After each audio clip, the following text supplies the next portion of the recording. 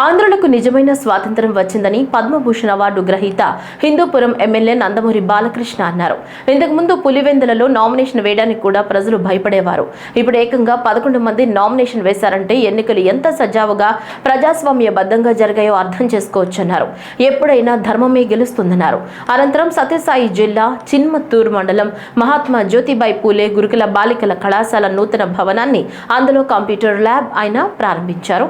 ఈ సందర్భంగా దేశ భవిష్యత్ విద్యార్థులతోనే సాధ్యమని స్వర్గీయ శ్రీ నందమూరి తారక రామారావు అప్పట్లోనే విద్యకు ప్రాధాన్యత ఇచ్చి ఇక్కడ గురుకులాన్ని స్థాపించారన్నారు. ఇక్కడ చదివిన ఎంతో మంది విద్యార్థులు దేశ విదేశాల్లో ఉన్నత స్థాయిలో స్థిరపడ్డారన్నారు.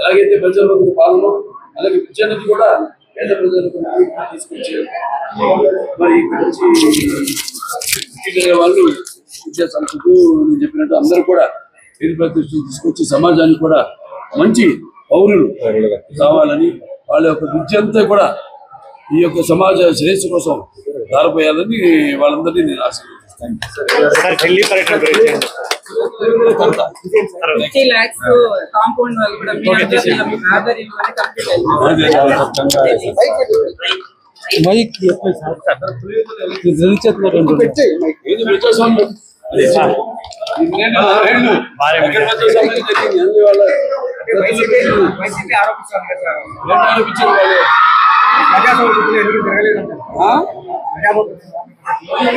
ప్రజాస్వామ్యం జరిగింది ఎన్నిక జనం వాళ్ళ కాళ్ళకి అలాగే జరుపుకుంటాం స్వతంత్ర దినోత్సవం. అలాగే అక్కడ పులివెందులో కూడా ఒక స్వాతంత్ర దినోత్సవం అందరికీ వాళ్ళ స్వేచ్ఛ వాయువులు పీల్చుకుంటూ ధైర్యంగా ముందుకు వచ్చి ఈ రోజు ఓట్లేశారు. నామినేషన్ వేసేదాన్ని కూడా భయపడేవాళ్ళు. 11 మంది వాళ్ళ ధైర్యంగా వచ్చి నామినేషన్ వేశారు. అక్కడ అంటే ప్రజాస్వామ్యం